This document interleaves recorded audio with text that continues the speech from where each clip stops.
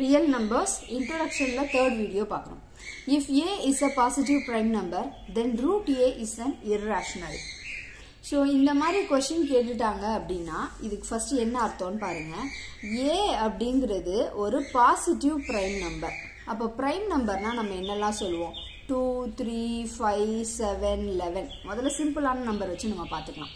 இப்படி இருக்குது. அப்போ aக்கு பதிலா நான் ஒரு 5 எடுக்கிறேன்னு வெச்சுக்கோ.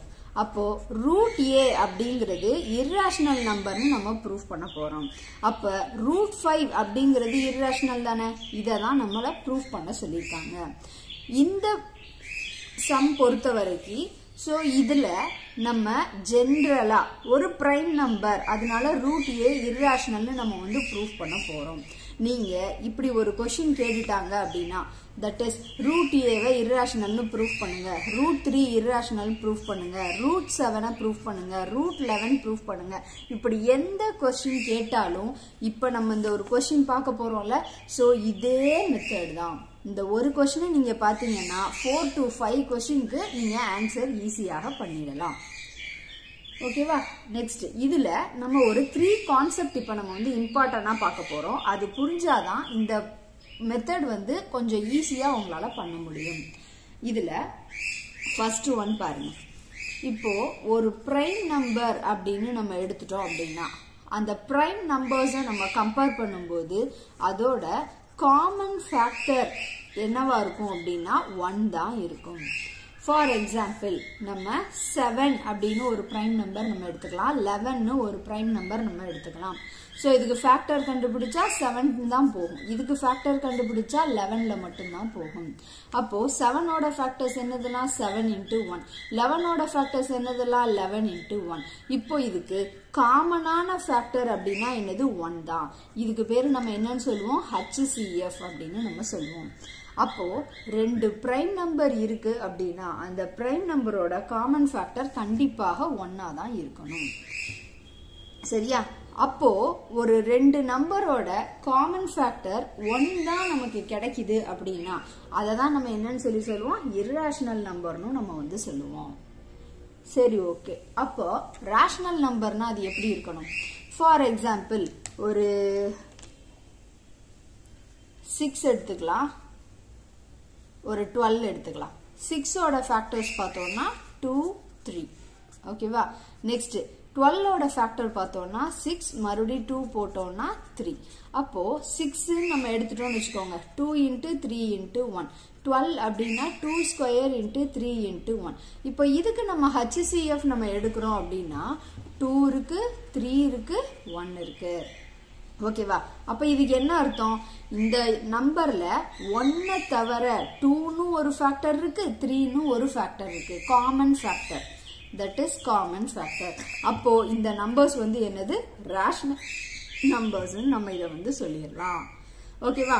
அப்போ காமன் ஃபேக்டர் 1 தான் இருக்கணும். அது HCF நம்ம வந்து சொல்லலாம். அப்படி இருக்கிற பட்சத்துல அதை நம்ம என்ன நம்பர்னு சொல்லிடுவோம்? பிரைம் நம்பர் அப்படின்னு நம்ம வந்து சொல்லிடுவோம். நெக்ஸ்ட் நம்மளோட செகண்ட் கான்செப்ட் பாருங்க. இப்போ let p is equal to 6 நான் எடுத்துக்கிட்டேன், a வந்து 3 எடுத்துக்கிட்டேன். இந்த a வந்து நமக்கு கண்டிப்பாக பிரைம் நம்பராக இருக்கணும்.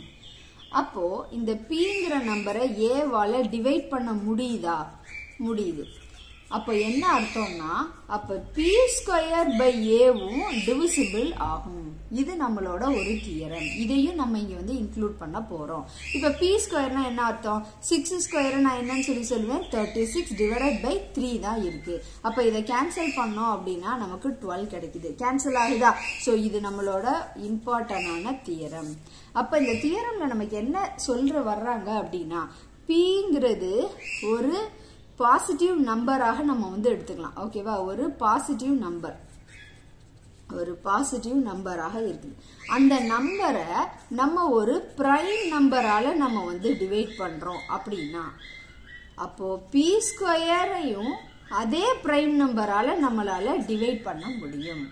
சோ pங்கிற நம்பரை ஒரு பிரைம் நம்பரால டிவைட் பண்ண முடியும் அப்படின்னா அந்த p ஸ்கொயரையும் அதே பிரைம் நம்பரால நம்மளால டிவைட் பண்ண முடியும். இந்த தியரமை மெயினா நம்ம இதுல வந்து இன்க்ளூட் பண்ண போறோம். நெக்ஸ்ட் ஒன் நெக்ஸ்ட் நம்மளோட தேர்ட் கான்செப்ட் என்ன சொல்றோம் அப்படின்னா, இப்போ √2 ஆர் √3 அப்படிங்கறத irrational நம்பர்னு நமக்கு தெரியும். ஓகேவா? சோ क्वेश्चनல என்ன இருக்கும்னா prove √2 is a irrational number, prove √5 is a irrational number அப்படின்னு இருக்கும். நமக்கே தெரியும் அது irrational number தான். ஆனா நம்ம ஒரு contrary இதுல ஃபர்ஸ்ட் செட் பண்ண போறோம். ஃபர்ஸ்ட் நம்மளோட assumption என்ன இருக்கும் அப்படின்னா √2வை rational number அப்படின்னு நம்மளா assume பண்ணிக்க போறோம். அப்ப rational numberோட ஃபார்மட் என்னது? p by q where q is not equal to 0. அப்போ இந்த √2வை ஃபர்ஸ்ட் நம்ம எதுக்கு ஈக்குவேட் பண்ண போறோம்? p by q க்கு நம்ம வந்து ஈக்குவேட் பண்ண போறோம்.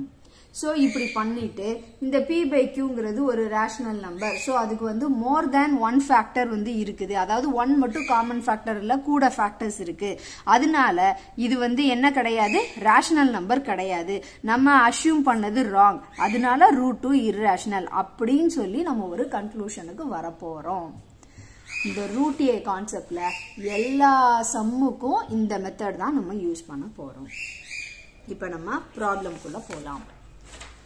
So நம்மளோட question, if a is a positive prime number then √a is an irrational number. ஓகேவா? So first நம்ம என்ன எடுத்துக்கலாம்னு பாருங்க. Let's assume ஏதாவது ஒரு நம்பர் கொடுக்கணும் இல்லையா இதுக்கு? a is equal to 3. 3ங்கிறது என்னது? ஒரு பாசிட்டிவ் பிரைம் நம்பர்னு நமக்கு தெரியும். ஏன்னா ஏவை பாசிட்டிவ் பிரைம் நம்பரா தான் வச்சுக்க சொல்லியிருக்காங்க. அதனால ஒரு சிம்பிளான பிரைம் நம்பர், அதுவும் பாசிட்டிவ்ல a is equal to 3ன்னு நம்ம வந்து போட்டுட்டோம். சோ ஃபர்ஸ்ட் இதை இப்ப நம்ம கான்ட்ராரியா நம்ம வந்து திங்க் பண்ண போறோம். Let's assume to contrary. என்ன பண்ண போறோம்? இத ரேஷனல் நம்பர்னு நம்ம சொல்ல போறோம். தட் இஸ் √a அப்படிங்கிறது ரேஷனல் நம்பர். இதுதான் நம்மளோட கான்ட்ராடிக்ஷனா நம்ம பண்ண போறோம். இங்க a 3யா இருக்கு. அப்ப √a நான் என்ன வச்சுக்கலாம்? √3ன்னு வச்சுக்கலாம். ரேஷனல் நம்பர் நமக்கு எப்படி இருக்கும்? p by q ஃபார்மட்ல இருக்கும், where q is not equal to 0. ஓகேவா? சரி, அப்ப இத நான் இப்போ √a விட்டுறலாம். ஏன்னா √a வச்சு நம்மளால ப்ராப்ளம் வந்து சால்வ் பண்ண முடியாது வேரியபிள் வச்சு. அதனால இங்க நம்ம √3 மட்டும் நம்ம எடுத்துக்க போறோம். இப்போ p divided by q is equal to √3ன்னு நான் வந்து போட்டுக்கிறேன். அப்போ இத நான் எப்படி எழுதிக்கலாம்? p is equal to √3 into qன்னு நம்ம வச்சுக்க போறோம். இப்போ இத ஸ்கொயரிங் ஆன் both sides பண்ண போறோம். Squaring on both sides. அப்ப என்ன வரும்? p square is equal to √3 square into q square. அப்ப p square is equal to square root cancel ஆயிடும், 3 into q square இருக்கு. இத நம்மளோட ஃபர்ஸ்ட் ஈக்குவேஷனாக நம்ம வந்து வெச்சுக்க போறோம். ஓகேவா? சோ இப்போ இத நம்ம என்ன சொல்லலாம்? q square is equal to p square divided by 3ன்னு நான் போட்டுக்க போறேன். இப்போ நம்ம இதுல என்ன சொல்ல போறோம் அப்படின்னா, ஒரு தியரம் நம்ம பார்த்தோமா, p ஸ்கொயரை ஒரு பிரைம் நம்பர் டிவைட் பண்ணிச்சுன்னா p ஐயும் அதே பிரைம் நம்பர் டிவைட் பண்ணும் அப்படின்னு நம்ம ஒரு தியரம் நம்ம வந்து சொன்னோம். அதை தான் மறுபடியும் இங்க நம்ம சொல்ல போறோம். So according to theorem,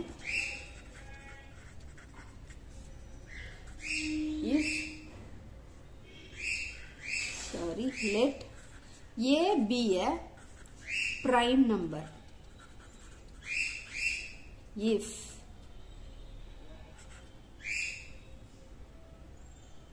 a divides p square, இங்க a இது 3, so அது வந்து எதை டிவைட் பண்ணுது? p ஸ்கொயரை டிவைட் பண்ணுது. then a divides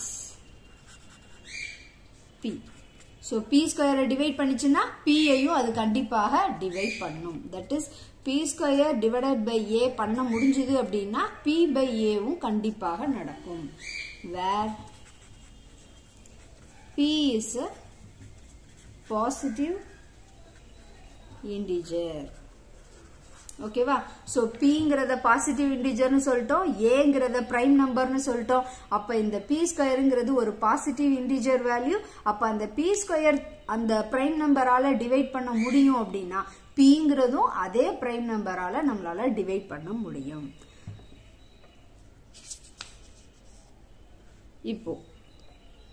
அப்போ இத நம்ம எப்படி எழுதிக்கலாம்? p divided by 3 அப்படியும் நம்ம சொல்லிக்கலாம். ஆனா இந்த p divided by 3 பண்ணோம்னா என்ன ஆன்சர் வருங்கிறது நமக்கு தெரியாது, அப்படிதானே? இப்போ p is equal to 6 இருக்குதுன்னு நம்ம எடுத்துக்கலாம். 6 divided by 3னா 2ன்னு நமக்கு வேல்யூ தெரியும். ஆனா இங்க நம்ம 6ன்னு எழுதல, ஒரு வேரியபிள் தான் யூஸ் பண்ணியிருக்கோம். அப்ப என்ன ஆன்சர் இங்க நமக்கு கிடைக்க போகுது அதுவும் நமக்கு தெரியாது. அதனால இதையும் நம்ம ஒரு வேரியபிளா யூஸ் பண்ணி c அப்படின்னு நம்ம வந்து வச்சுக்க போறோம். ஓகேவா? அப்போ இதை நம்ம கிராஸ் மல்டிப்ளை பண்ணா p is equal to 3c கிடைக்கும். இதுதான் நம்மளோட செகண்ட் ஈக்குவேஷன். இப்போ இந்த ஃபர்ஸ்ட் ஈக்குவேஷனையும் செகண்ட் ஈக்குவேஷனையும் நம்ம சால்வ் பண்ண போறோம்.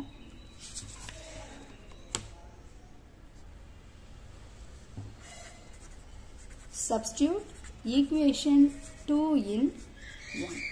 So 1ல நமக்கு வந்து என்னது இருக்கு? p square is equal to 3q square இருக்கு. இப்போ p க்கு பதிலா நம்ம என்னன்னு எடுத்திருக்கிறோம்? 3c அப்படிங்கறத நம்ம செகண்ட் ஈக்குவேஷனாக வச்சிருக்கிறோம். அப்போ 3q square is equal to 3c the whole square னு எழுதிக்கிறேன். அப்போ 3q square is equal to 3 square நமக்கு என்ன கிடைச்சிரும்? 9 கிடைச்சிரும். c square நம்ம c square னே வச்சுக்கலாம். அப்போ q square is equal to 9 by 3 into c square. இதை ரெண்டையும் கேன்சல் பண்ணா 3 ஆயிடும். அப்ப q square is equal to 3c square. இதை நான் எப்படி எழுதிக்கிறேன்? q square divided by 3 equal to c square னு நம்ம பண்ணிக்கணும். இப்பயும் பாருங்க, square of the number is divisible by a prime number. அப்ப ஆல்ரெடி நம்ம என்ன சொல்லிடலாம் அப்படின்னா, ஏற்கனவே ஒரு தடவை நம்ம இந்த தியரம் எழுதிட்டோம். So from the above theorem, இந்த தியரமை 1 அப்படின்னு சொல்லி மென்ஷன் பண்ணிக்கோங்க. ஓகேவா? ஸோ இது வந்து என்னது? நம்மளோட தியரம் 1 அப்படின்னு மென்ஷன் பண்ணிக்கோங்க. அப்போ ஃப்ரம் த above தியரம் 1,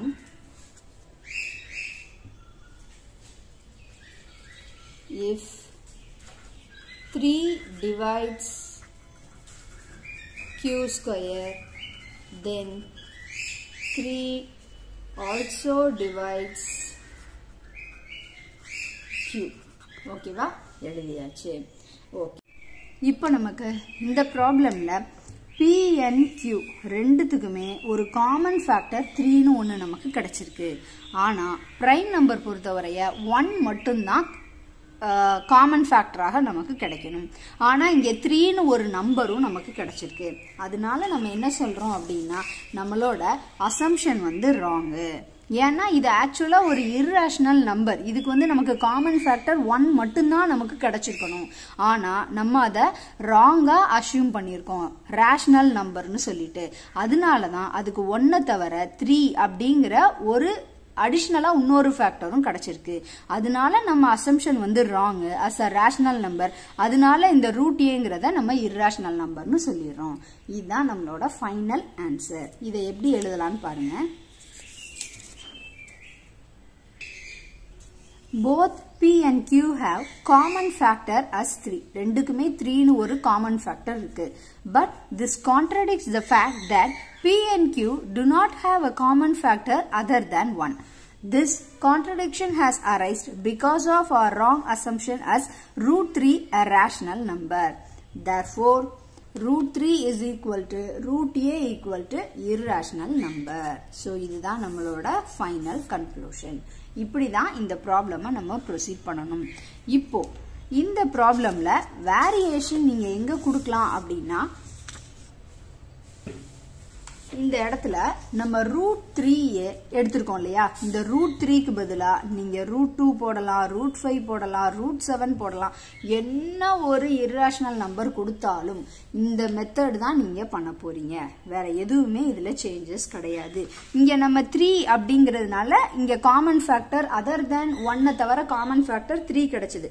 ஒருவேளை நீங்க 2 யூஸ் பண்ணீங்கன்னா 2 கிடைக்கும், 5 யூஸ் பண்ணீங்கன்னா 5 கிடைக்கும், 7 யூஸ் பண்ணீங்கன்னா 7 கிடைக்கும். அது மட்டும் தான் இதுல டிஃபரன்ஸ். எல்லாத்துக்கும் இதே மெத்தடை ஃபாலோ பண்ணுங்க.